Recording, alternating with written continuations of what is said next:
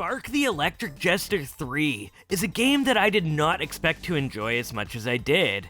I don't get to play too many indie games nowadays, but I really appreciate the effort that goes into making them. For those who don't know, Spark 3 is a game that is heavily influenced in design by the Sonic Adventure games. You can hear it in the music and see it right in the level design. Just listen to this track on the first main stage of the game.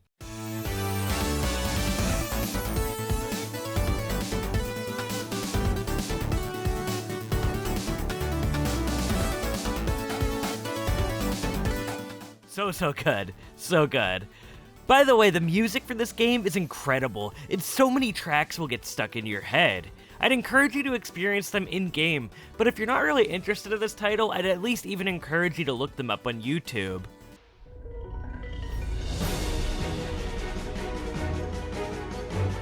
The levels really shine when you start to go back and replay them after completing them the first time. For example, Rail Canyon.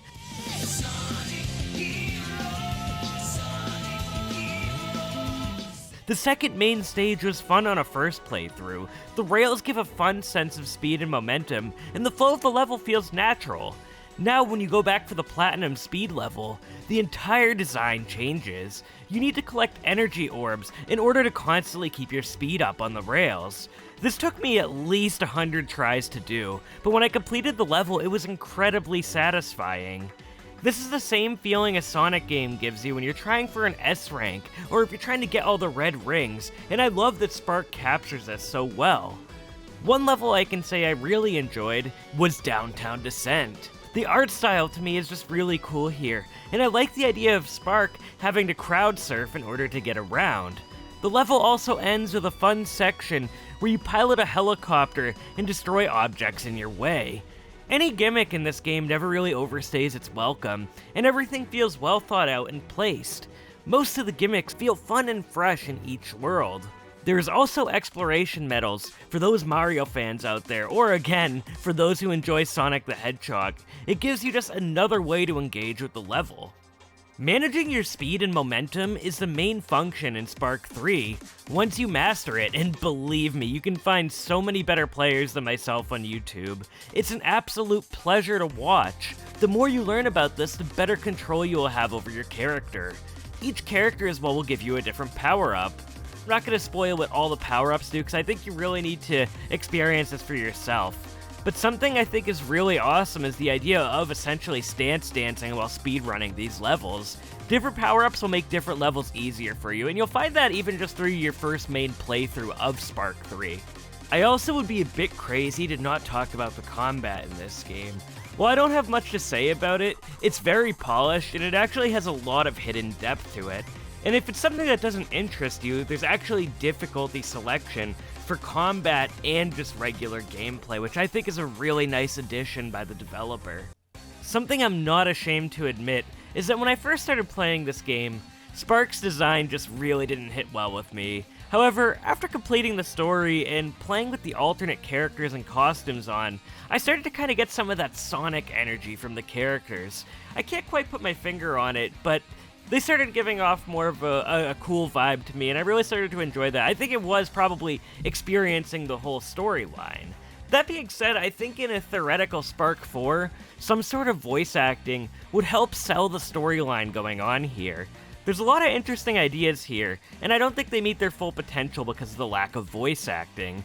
And even with that critique, this is a game that was produced with an extremely small budget. With that tiny nitpick, I repeat, tiny nitpick, do not let that deter you from the game. Even if I do believe the story's a little bit lacking, I think it is worth experiencing. And I actually do imagine people would still find enjoyment from the story in this game.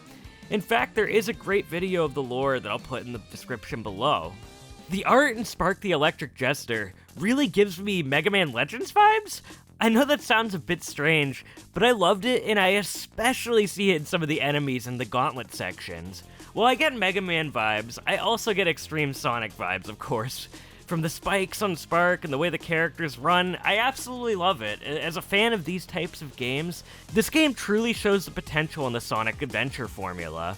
While I love a lot of newer Sonic games like Colors, Generations, Frontiers, and yes, even Lost World, I always long for the days we'd really receive another game like this. I'm glad Spark delivered this for me, and in the same vein, a Sonic Frontiers with levels like this within an overworld, I think that could be something truly special in either a theoretical Spark 4 or a Sonic Frontiers 2. I just think the idea and concept would be absolutely incredible if executed that way. After starting the 100% process, I can safely say that this game ranks with some of my favorite indie games out there. A Hat in Time, Bastion, those are some of my favorite indie games. And if you're a fan of Sonic the Hedgehog, I can highly recommend Spark the Electric Jester 3.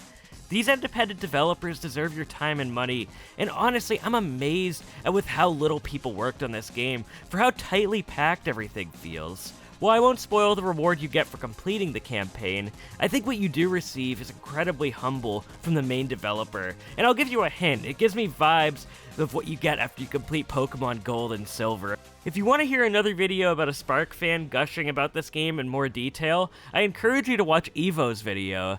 This game was not only amazing for him, but also turned into one of his favorite games of all time. Anyways, let me know if you decide to pick this game up if you like the style of video.